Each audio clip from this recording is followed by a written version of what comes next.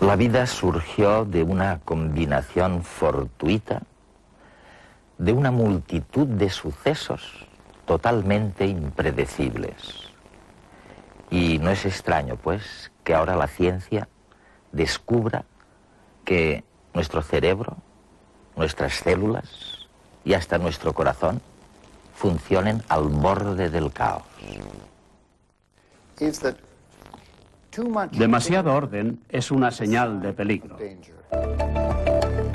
Brian Goodwin es un reconocido experto en teoría de la complejidad de sistemas biológicos y miembro del consejo director del prestigioso Instituto de Santa Fe. Complexity and chaos. Complejidad y caos. Bien. Vamos a intentar explicarlo de la manera más sencilla posible.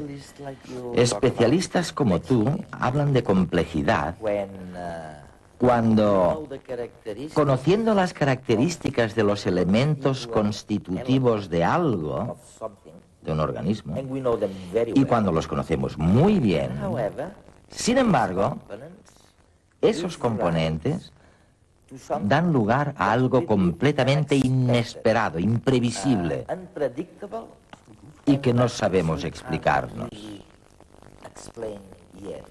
¿Es eso? Así es. Es una buena descripción de la teoría de la complejidad. Dame un ejemplo concreto, práctico. Bien, recuerda que esto ocurre en física y también en biología. Si nos fijamos en un fenómeno como la superconductividad, antes se creía que se comprendía con el comportamiento de los electrones. Se aceptaba como una buena teoría en física. Pero luego, de repente, se descubrió este otro fenómeno en el que una corriente eléctrica se mantiene para siempre, indefinidamente, nunca desaparecerá. ¿Cómo es posible? Lo que se pretende hacer es cambiar esta teoría de algún modo fundamental para intentar explicar el fenómeno.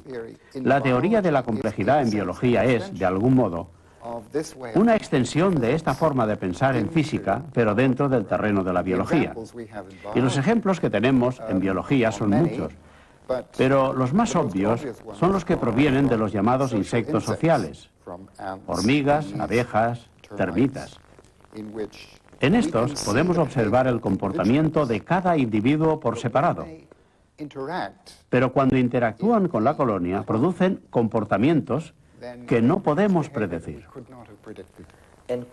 Y muy a menudo parecen más inteligentes el grupo, el conjunto, que cada elemento por separado, que parecen más bien tontos. Así es. Y surge el concepto de superorganismo, que es una entidad que emerge, y como dices, es más que la suma de los individuos que lo componen. Y es por eso que cuando hablas de la esencia del fenómeno de la complejidad, te refieres a ello como algo que emerge, como un fenómeno emergente, dices. Sí, un fenómeno emergente. Un fenómeno emergente. Bueno, hablemos de esto. ¿Qué quieres decir cuando afirmas que la complejidad se focaliza o se origina en un fenómeno emergente? La definición de este aspecto, a mi entender, es que cada individuo tiene asociada una definición diferente de propiedades de complejidad y de emergencia. Tengo algunos ejemplos en mente, pero todos tienen algo en común. Así que la descripción que yo utilizo para esto es que conocemos perfectamente bien el comportamiento de todos los componentes individuales del sistema y sabemos también cómo interactúan entre ellos. Tenemos todos los componentes de este sistema interactivo, pero lo que emerge de él es inesperado. Por eso uso como definición de propiedades emergentes el que son inesperadas y no se pueden predecir, pero son consistentes. En otras palabras, si tuviéramos un modelo de ese proceso, veríamos que cada vez se produce el mismo fenómeno, que cada vez que ejecutas una simulación por ordenador obtienes el mismo fenómeno. Algo emerge. La misma propiedad de emergencia es consistente. Escucha, ¿por qué no reflexionamos un poquito más sobre el experimento del montón de arena que mencionas en tu libro maravilloso, Las señales de la vida. Tú dices que cuando intentamos hacer un montón de arena, los primeros granos que soltamos son independientes unos de otros y caen planos en una superficie plana y no ocurre nada hasta que a partir de un determinado momento, si seguimos echando más granos de arena, emerge algún tipo de catástrofe. Parte del montón se cae. ¿Te refieres a ello como una catástrofe? ¿Hay algo que emerge nuevo? ¿Es esto un fenómeno emergente? Lo que emerge no es el movimiento de la arena, porque de algún modo podemos predecirlo. Lo que es emergente es el tamaño de esas avalanchas. Y eso sí que no lo puedes predecir. Bueno, obedece a una ley del acontecer que no es predecible. No podríamos haberlo predicho, pero es consistente, es una propiedad consistente, aunque no se puede predecir. Si te digo que voy a levantar un montón de arena y te pido que me digas cómo será la distribución del tamaño de las avalanchas, no podrás decírmelo.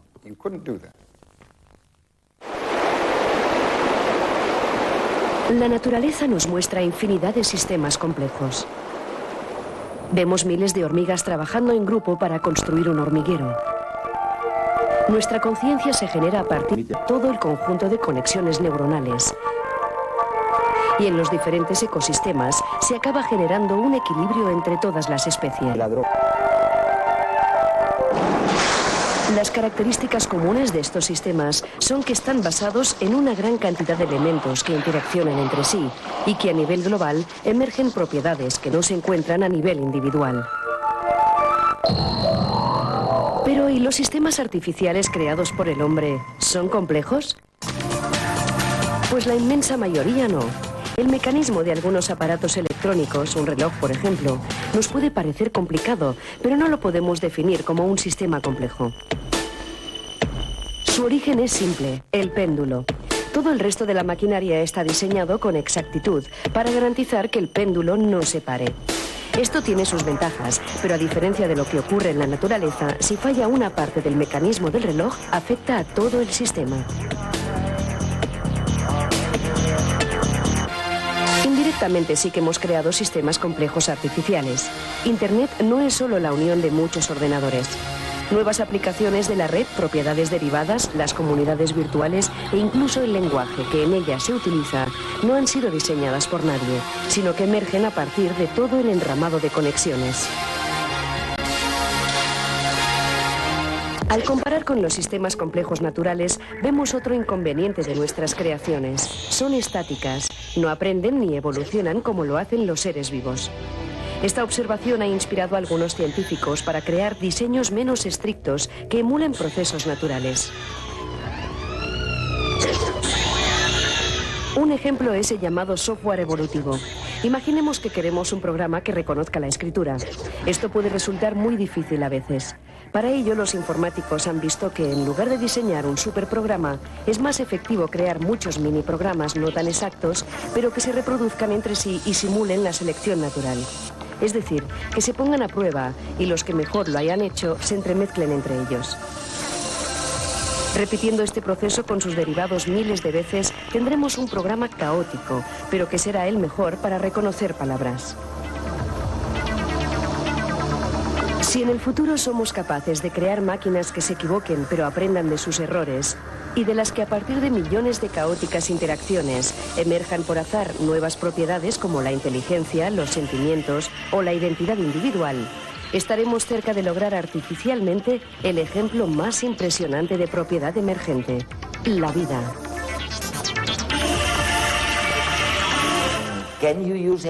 ¿Podríamos utilizar alguno de estos conceptos para abordar, por ejemplo, los problemas de la salud en el planeta?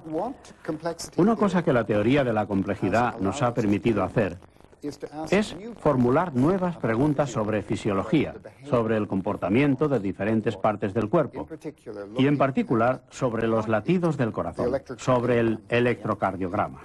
¿Sí? Se solía decir que el corazón era un órgano muy regular. Y por supuesto exacto. Regular en el sentido de que estamos aquí sentados y nuestros latidos están siendo regulares. Si nos levantáramos y empezáramos a andar, tendrían otra frecuencia, pero si nos sentáramos de nuevo, tendrían el mismo ritmo que antes.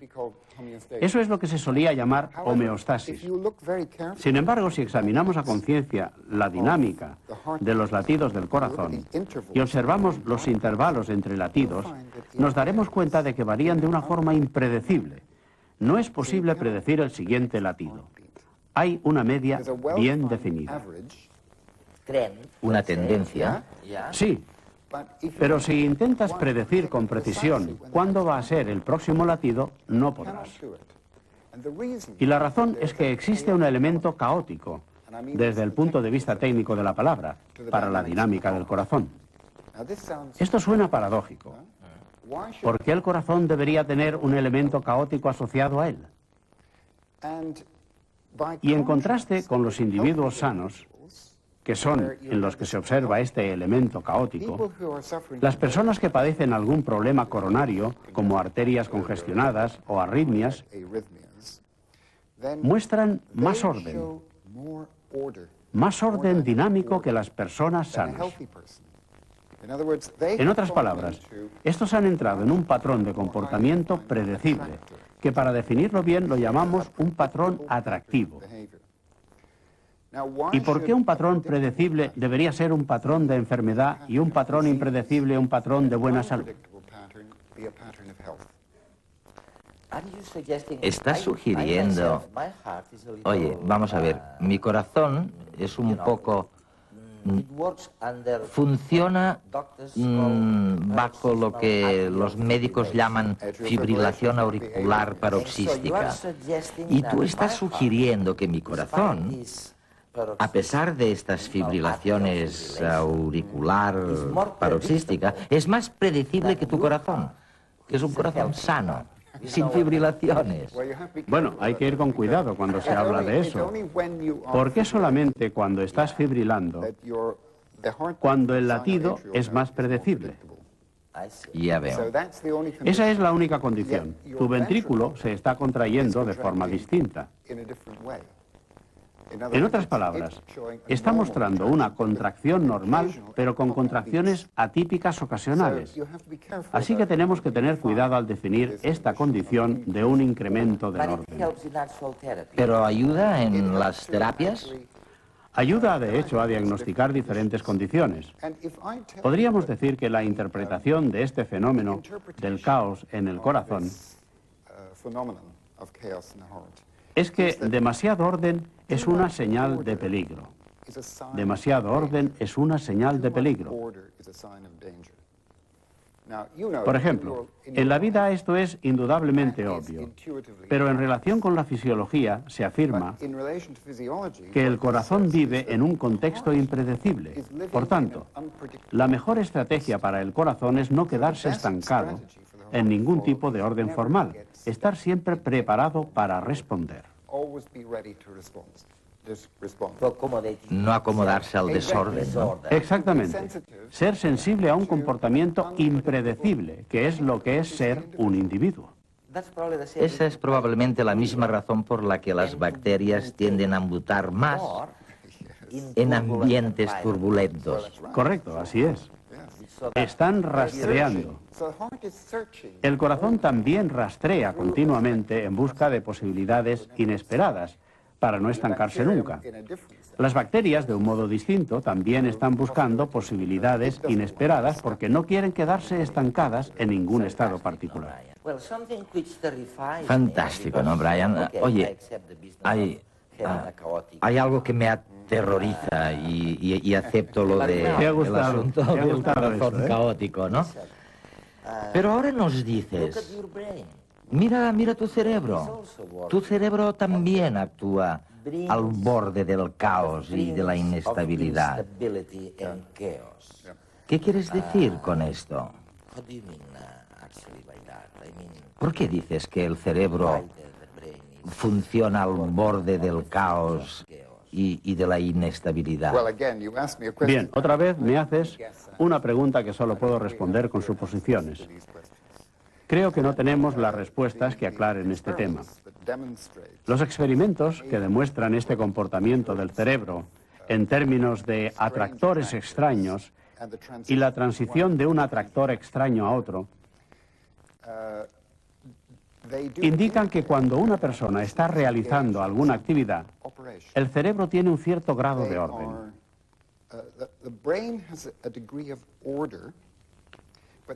Pero del mismo modo que el corazón no debe bloquearse en el orden, el cerebro no debe estancarse en el orden. El cerebro tiene que ser capaz de saltar de un tipo de comportamiento a otro. De uno a otro. Por eso tienes esa combinación. Los atractores extraños tienen esta combinación de orden y desorden que es muy natural en los sistemas no lineales, especialmente en sistemas de redes complejas. Y ahora podemos empezar a comprenderlos y vemos que son estrategias muy buenas frente a un mundo impredecible. Así que tenemos una combinación de orden y desorden que es característica de vivir al borde del caos.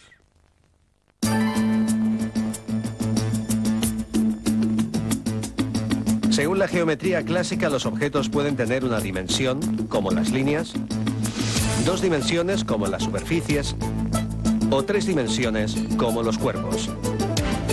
Pero existe una definición de dimensión más moderna, la dimensión fractal, que no es necesariamente un número entero.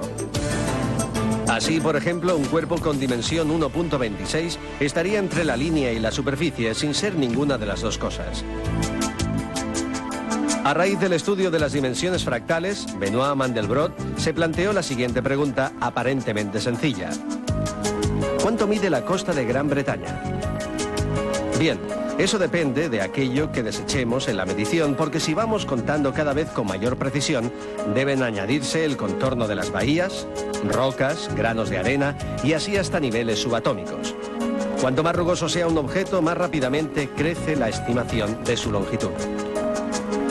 Las líneas son objetos de dimensión 1, pero salvo que sean perfectas, tendrán una dimensión fractal superior.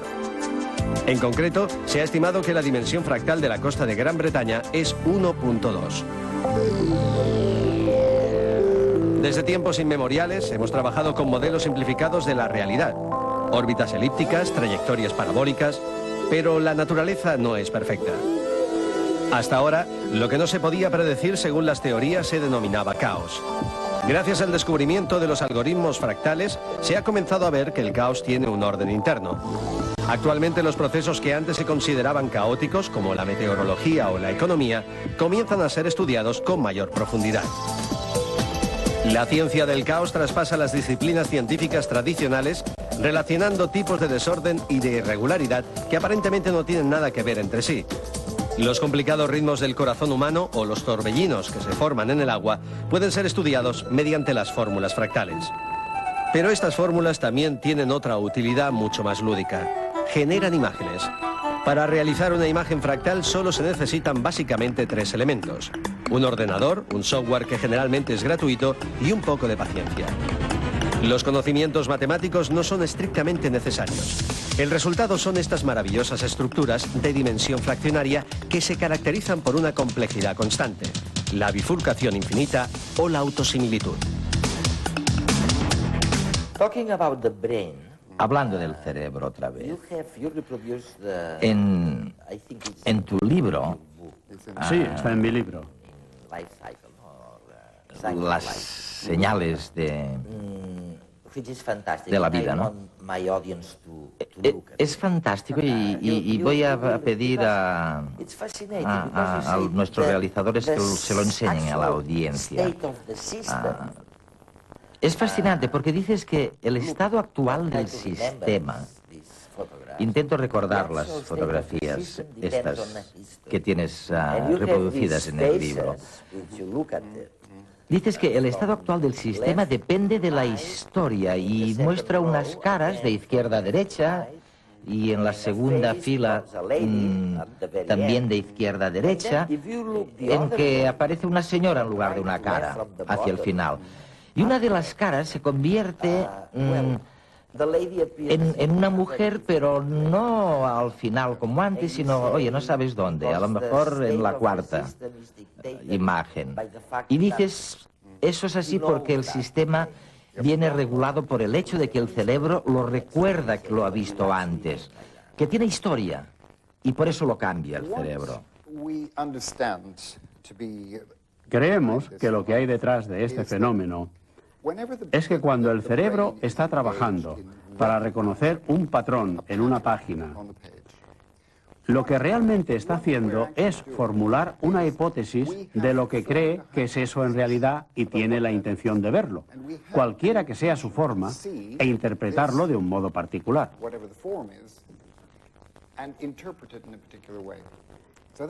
Eso es una intención. No vemos nada a no ser que intentemos algo. Así que tenemos que aprender a intentar. Si vamos probando y si encontramos algo que encaja, nos quedaremos con esa idea hasta vernos forzados a cambiarla. Hay una historicidad. Esa es la palabra técnica. Existe una dependencia del proceso histórico, como has dicho. Es decir, si nos acogemos a cierta interpretación de la figura, la mantendremos hasta que nos veamos forzados a cambiarla y ver a la mujer. Y si lo miramos por el otro lado, nos formamos una hipótesis distinta al empezar, y esa es la que persiste, y la que mantenemos tanto tiempo como sea posible. Y cuando nos vemos forzados a cambiarla, la cambiamos. Pero en cada caso, la aguantamos todo lo que podemos porque funciona. Es una buena estrategia. Brian, ¿es correcto deducir de todo esto que nuestro sistema educativo, por ejemplo, es completamente erróneo? Porque desde el punto de vista que tú dices, yo pensaría que lo que de verdad importa no es tanto conocer las partes constituyentes en gran detalle, profundamente, sino que lo importante serían las interrelaciones entre las partes constituyentes. Y esto seguramente nos llevaría a utilizar mucho más la multidisciplinariedad, la interactividad y, quién sabe, a cosas que no veríamos de una forma tan focalizada, ¿no? Yo creo que el error que cometemos en la educación científica, es creer que la ciencia puede darnos la predicción y el control de la naturaleza. De todos los ejemplos que hemos visto, en ninguno podemos predecir qué va a pasar, pero son consistentes con las condiciones iniciales y con el comportamiento del sistema. Por tanto, lo que necesitamos aprender, creo, en nuestro proceso educativo es a relacionar unas cosas con otras. Estas relaciones a las que te refieres son absolutamente fundamentales. Relacionarnos con el mundo natural y con los sistemas complejos de nuestros cuerpos, con las comunidades y con nosotros mismos, de modo que no tratemos de controlarlos, sino que de alguna manera cooperen o participen en este proceso de crear propiedades emergentes. Porque ese es el aspecto creativo del mundo natural, un mundo que se dedica a la actividad creativa constantemente. Así que creo que el objetivo de nuestra educación debe cambiar del control y la manipulación de la naturaleza, especialmente de aquellas naturalezas vivas, complejas, a la participación con la naturaleza. Es decir, vivir de forma sostenible con el entorno, con las comunidades, redesarrollando estas relaciones que hemos perdido en nuestras culturas. Creo que este es el cambio. No quiero decir que debamos abandonar la ciencia, porque necesitamos la ciencia en su forma tradicional de predicción y control, que funciona para una pequeña parte del mundo. en un mundo muchísimo más grande, en el que lo impredecible está aquí para quedarse, ¿no? Ha venido para quedarse y deberíamos celebrarlo, porque nosotros somos seres creativos impredecibles. Así que, ¿por qué no disfrutarlo? Unirnos a los demás y celebrarlo. Y de alguna manera avanzar juntos por estos caminos creativos.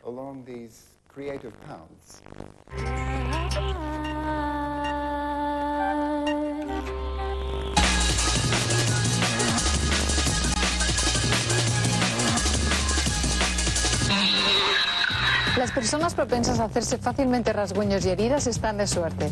Se acaban de inventar unas tiritas totalmente naturales que estimulan la curación de pequeñas lesiones.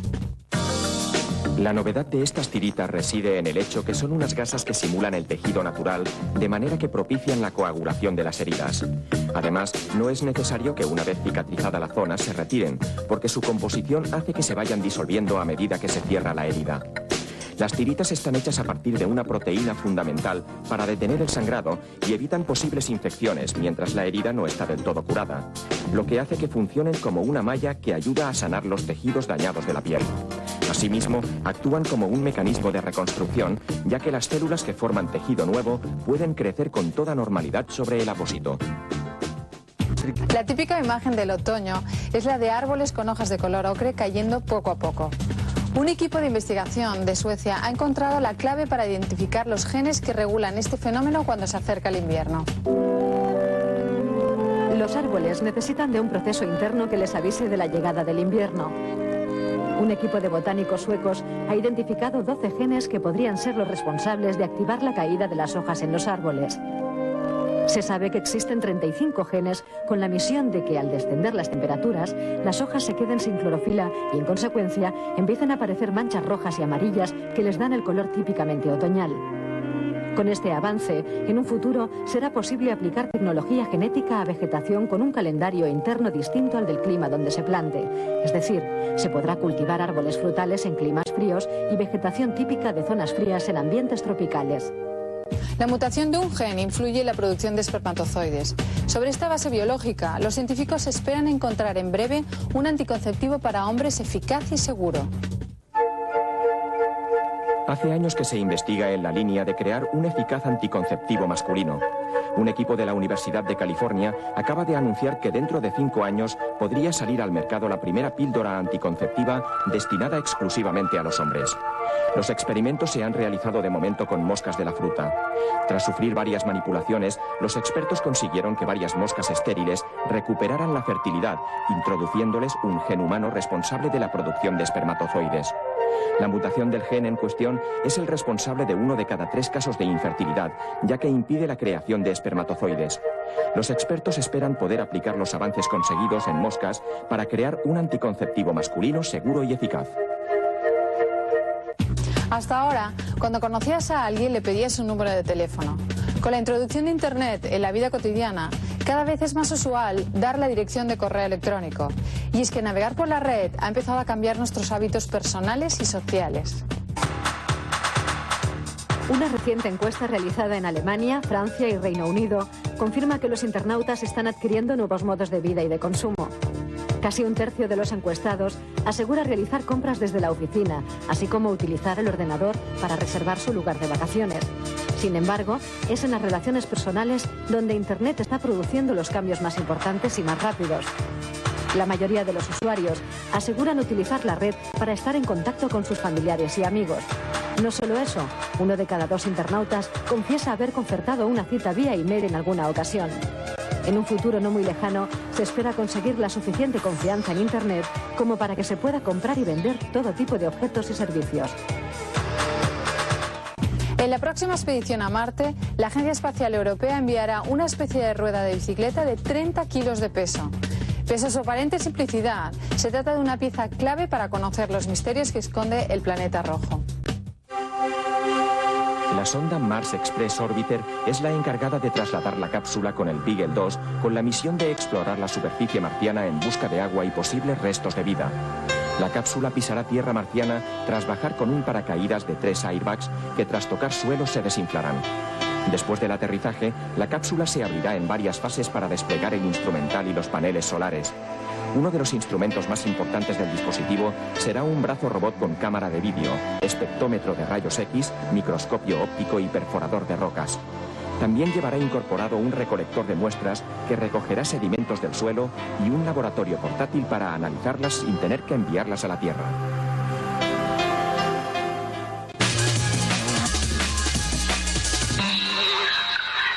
Estamos en redes, cómo no, porque la verdad es que hoy vamos a ahondar en otro misterio que nos depara la ciencia. Fíjense, hasta ahora habíamos pensado siempre que lo importante era profundizar, focalizar en el conocimiento de las partes que constituyen un proyecto.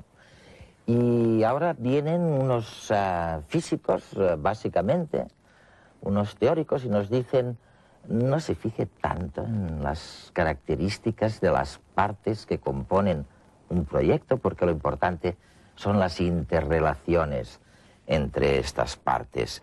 Y bueno, oye, citáis tantos ejemplos en el campo de la salud, de las ciudades, José Antonio, que no tenemos más remedio que pararnos y ver si estáis hablando de ciencia ficción o de una realidad, porque realmente nos estáis complicando la comprensión de las cosas. Creíamos que era fácil. Oye, un hormiguero, un grupo de chimpancés, un colectivo de humanos, con profundizar en la psicología de cada uno de ellos, íbamos a entender lo que pasaba. Y vosotros decís: no, es impredecible, porque en un momento dado emerge algo que no, bueno, no es que no tenga nada que ver, pero que es inesperado y que no lo explica el conocimiento de las partes. Y tenéis un ejemplo en este libro maravilloso que habéis escrito con Goodwin, tú, Ricard y Goodwin, en el que, bueno, imagínate que tuviéramos aquí un montoncito de arena, ¿no? O que yo tengo arena en una bandeja y que voy soltando granitos de arena. Entonces me decís, estos granos son independientes unos de otros, me irá haciendo una montaña, y si yo le voy echando otro granito y otro granito, llegará un momento en que tendré una montaña que empezará a ser inestable, y es absolutamente impredecible el momento en el que, dejando caer otro granito de arena, se me va a producir, como decíamos con Goodwin, una catástrofe. Oye, dime si esto es así. Y segundo, ¿qué relevancia tiene eso para la vida ordinaria?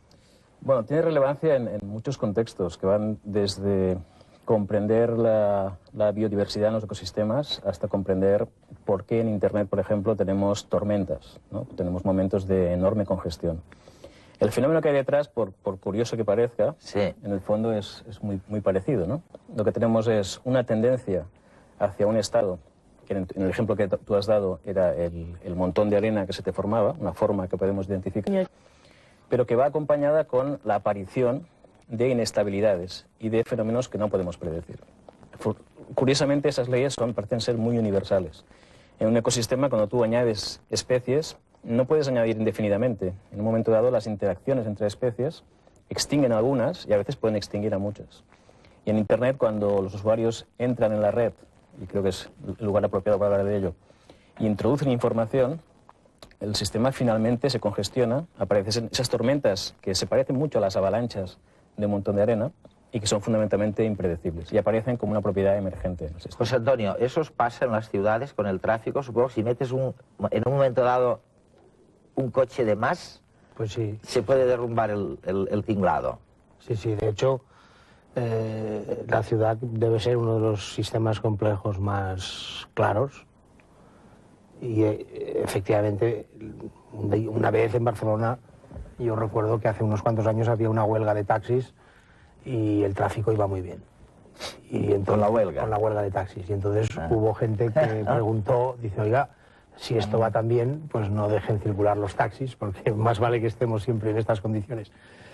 Bueno, no lo digo por una broma, sino que realmente lo que ocurría es que pues Barcelona, como otras ciudades, tiene una cierta proximidad al límite de congestión, al límite de rotura del sistema de movilidad, y son muy pocos coches de diferencia los que hacen falta para que efectivamente se produzca el colapso. Tú vienes del mundo, vamos, de la arquitectura, del urbanismo, de las grandes construcciones. No se lo digan a nadie, pero José Antonio es uno de los responsables. Le pueden criticar o le pueden agradecer de la transformación de Barcelona en los últimos años. Y te has interesado por este tema. ¿Lo has aplicado? O sea, ¿lo has tenido en cuenta lo que dicen estos señores sobre esta historia de que de pronto emerge algo que puede ser impredecible, que la influencia de los flujos de que hablan ellos en un contexto urbano? ¿Lo has podido, les has tomado en serio antes de acometer una obra? Totalmente. ¿Ah, sí? Sí, además, yo ahora estaba hablando antes con el profesor Soler y le decía que yo, claro, este mundo de la complejidad científica para mí no es mi campo y por lo tanto yo tuve la suerte de leer hace bastantes años este tipo de cosas, me interesé y en un momento determinado de mi trabajo efectivamente en Barcelona vi que había un proyecto, concretamente ahí se trataba de un pequeño río que nosotros tenemos en la ciudad de Barcelona, que es el río Besós, que es un río torrencial que nunca tiene agua, pero que algún día al año sí que tiene agua, que entonces en este río los vecinos y las autoridades locales con buen criterio querían convertir el río en un parque. Y cuando hacían los proyectos para convertir el río en un parque, pues las autoridades también con mucha lógica les decían que no se podía hacer un parque, porque era inseguro, porque como se combinaba el efecto impredecible de la riada con la estabilidad y con la seguridad de la gente, ¿no? Y yo leía estos temas de complejidad y que había como tres condiciones, que era la estabilidad del sistema, la reversibilidad del sistema y la fluctuación del sistema. Y yo vi que realmente en el río Besós no podíamos seguir trabajando, si se me permite la expresión, a la antigua. Nosotros los arquitectos y los urbanistas, todo nuestro campo en el movimiento moderno, que llamamos nosotros en los años 20, 30, pues se inauguró o se teorizó todo este tema del funcionalismo y nosotros explicábamos que existía una correspondencia entre la forma y la función, o entre la estructura y la función. Todo el mundo entiende que esta habitación tiene una forma determinada y que será distinta la forma si tenemos que jugar al billar o vamos a comer o vamos a cenar. Pero estos científicos dicen otra cosa, dicen que la relación no es de dos elementos, sino que es de tres. Que existe la forma, existe la estructura y que todo se condiciona por la fluctuación. En el caso del río, efectivamente, yo me dediqué entonces, cambié de rollo, como se dice ahora, y dije, vamos a estudiar la fluctuación, vamos a estudiar qué le pasa al agua. A partir de ese momento inventamos un sistema de aumentar el canal para que tuviese un poquito más de capacidad. Nos dimos cuenta que existía la posibilidad de construir unas presas que desaparecían cuando el agua era muy intensa y que, por lo tanto, automáticamente las presas eran hinchables y se disolvían y, por lo tanto, el agua ya corría con mucha facilidad. Con sistemas informáticos avisábamos a la gente de que se tenía que marchar y entonces fue posible el proyecto. Pero hubo que recalibrar el proyecto, hubo que hacerlo de nuevo en base a que el sistema fundamental no era la relación forma-función, sino era la relación que era como consecuencia de la fluctuación. Yo acostumbrados los la primera vez que o sea, que realmente cogéis el aparato conceptual este y lo aplicáis. Yo sí. En el campo de la salud, Ricard, con Goodwin mencionábamos el caso, bueno, el propio cerebro, ¿no? Dicen los neurólogos que están con vosotros que el cerebro funciona en el abismo del caos. ¿Qué quieren decir exactamente con eso? A lo que se refiere, de hecho, es otra vez a una de las que pensamos es una ley fundamental de la complejidad. Cualquier sistema complejo que de alguna forma tiene que predecir el ambiente, nosotros lo hacemos, constantemente llevamos a cabo cierto tipo de computación, ¿no? De prever lo que va a ocurrir, requiere una cierta cantidad de orden. En nuestro caso sería la memoria, el hecho de que hay cosas estables en nuestro cerebro, y a la vez un cierto grado de desorden, porque debemos ser capaces de tener una plasticidad que nos permita manipular la información, nos permita tener flexibilidad. Y parece que muchos sistemas reales están en esa frontera orden-desorden, una frontera que está muy bien definida, pero que y donde aparecen en particular muchas inestabilidades. El cerebro explotaría el hecho de estar cerca de esa frontera del caos, con la capacidad de poder obtener información de tu entorno, pero ser capaz de evolucionar, ser capaz de cambiar. Es lo que le permitiría realmente adaptarse a los cambios. Exactamente. Precisamente por no estar demasiado ordenado. Oye, ¿sabes que algo de eso los economistas intentamos utilizarlo para prever cómo va la bolsa, cómo va a ir la bolsa? Y quiero que veáis un reportaje sobre esto. Un movimiento caótico es aquel que es extremadamente sensible a las condiciones iniciales. Es decir, que pequeñas variaciones en las condiciones iniciales producen grandes cambios en los resultados finales. La teoría del caos se conoce también como el efecto mariposa. El revoloteo de una mariposa en Tokio puede producir al cabo de unos días un huracán en Hawái. Actualmente la teoría del caos se aplica no solo a la meteorología, sino también a los movimientos sociales y los mercados financieros. El lanzamiento de una moneda al aire permite demostrar las teorías predictivas determinista, aleatoria y caótica. Comprobar si la moneda se mantiene flotando o cae es un experimento determinista, pues sabemos que acabará cayendo por las leyes de Newton. Para saber si sale cara o cruz, debemos usar las leyes de la estadística para calcular la probabilidad que la moneda caiga de una cara u otra. Calcular dónde se detendrá la moneda entra de pleno en la teoría del caos, pues pequeñas variaciones en la velocidad de lanzamiento, en la posición de los dedos o del viento, provocarán que la moneda caiga siempre en sitios diferentes. Pero no todo es caos en la teoría del caos. Un concepto muy importante es el atractor o condición que tiende a hacer confluir el movimiento hacia él. Por ejemplo, los mercados financieros son entornos caóticos porque son un sistema dinámico en que pequeñas variaciones iniciales producen grandes movimientos de precios finales. Pero la bolsa también tiene sus atractores que permiten aproximarse con antelación al estado final de las cotizaciones. En la bolsa, el atractor llamado puntual es un punto matemático de equilibrio entre la oferta y la demanda. El atractor cíclico responde a la naturaleza cíclica de los mercados financieros. El atractor tórico se interpreta como el ciclo de los ciclos que nos lleva siempre al punto de partida. Finalmente, el atractor extraño es el caos propiamente dicho. Es la suma de pequeños factores, diversos y variables que determinan las decisiones de los inversores y el precio de las acciones. Algunas modernas teorías identifican al atractor extraño no solo con el factor humano de los inversores, sino con los medios de comunicación o las informaciones, objetivas o sesgadas, que atraen el movimiento de los precios hacia un punto determinado. Los sistemas complejos y el caos.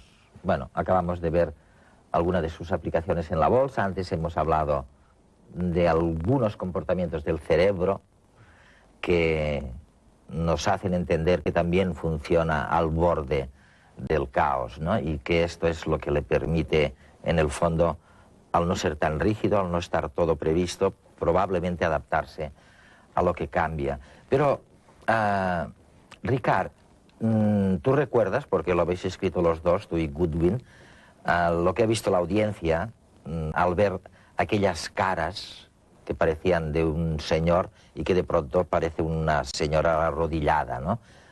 Y cómo la percepción del cerebro es distinta de cuando no lo ha visto nunca a cuando hace el mismo ejercicio, empezando por la línea de abajo, viendo las caras inferiores. Y me dice Goodwin, me decís vosotros, tiene que ver con la manera en que la historia incide también sobre la percepción de las cosas.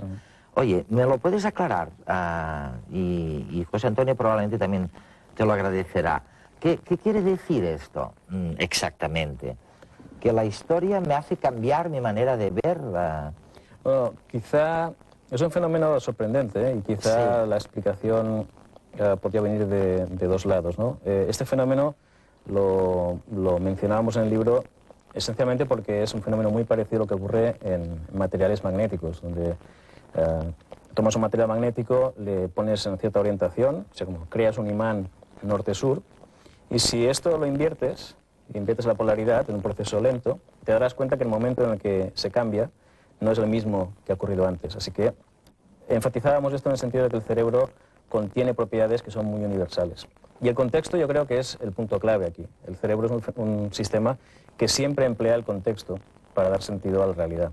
Y el contexto y la historia van directamente asociados. Por contexto me refiero al hecho, y es algo que los sistemas artificiales no tienen, al hecho de que, como decía Enrique López de Mántaras, si yo te digo los verdes alemanes han dado un giro a la izquierda, inmediatamente entiendes a qué me estoy refiriendo.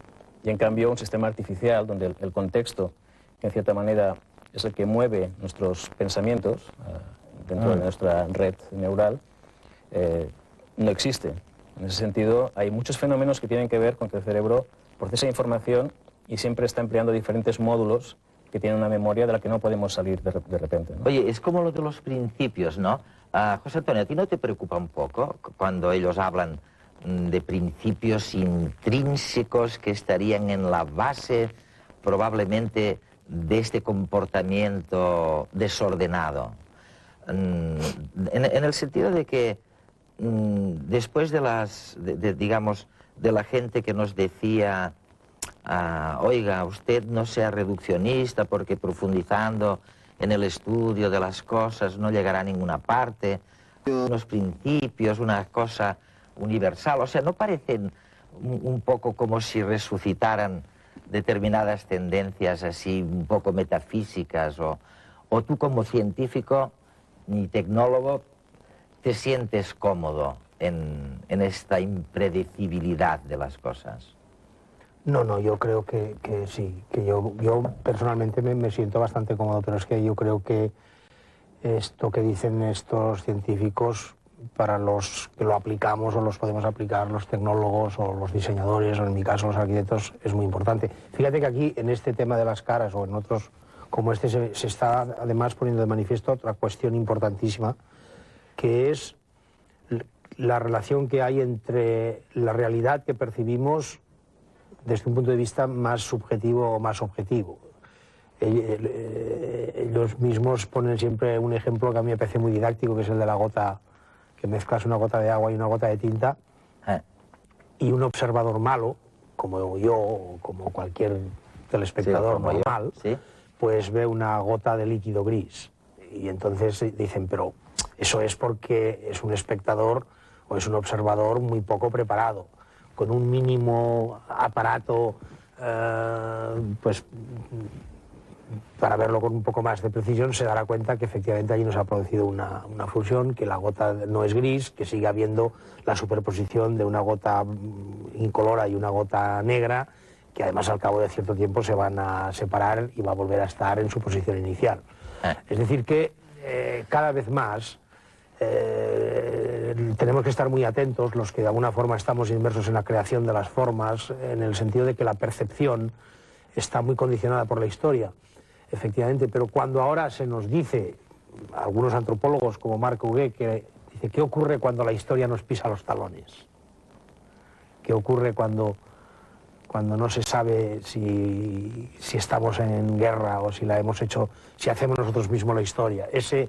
Esa diferencia, reciente, claro, es muy fácil hablar de la historia cuando tenemos un gran bagaje para poderla referir, pero cuando nosotros somos los actores esto es mucho más complicado. Y en este momento nos encontramos en esta situación. Es decir, claro, esto de las caras lo ves en un sentido o lo ves en otro, pero la verdad es que hoy puedes elegir en qué sentido lo ves. Y por lo tanto, pues la cara aparece según en qué sentido lo veas en un momento o en otro. Esto hace que el proceso de formalización sea muchísimo más difícil. Oye, esto, Ricard, ¿tiene algo que ver esta importancia que también dais vosotros, y no hemos hablado, lo ha mencionado ahora José Antonio, del observador en el proceso, como si lo incorporarais, ¿no?, a la teoría? En cierto sentido... ¿Tiene algo que ver con la historia cuántica de la física, de Heisenberg y tal, que dicen todo depende del observador? No. No en este contexto. No. El contexto es la necesidad de introducir las interacciones, es decir, ver el sistema algo más de lejos, ¿no? Y es algo que, curiosamente, hace solo 10 años era muy poco aceptado, por ejemplo, entre las comunidades de biología molecular, por ejemplo, ¿no? El enfoque era cuanto mejor entienda un gen, más sabré sobre el sistema. Y es curioso porque ha habido un cambio de actitud muy rápido, muy reciente, en el que el enfoque de sistema parece que es el enfoque relevante, ¿no? Sobre todo a raíz del proyecto Genoma, donde la cantidad de información que se ha acumulado es extraordinaria. Seguro que hay mucha información interesante que extraer, pero realmente no sabemos casi nada de lo que estamos viendo. Y es necesario ahora construir una biología integrativa en la que podamos ver cómo interaccionan partes del sistema. Sí, eso yo lo he visto curiosamente entrevistando a biólogos moleculares, ahí fuera.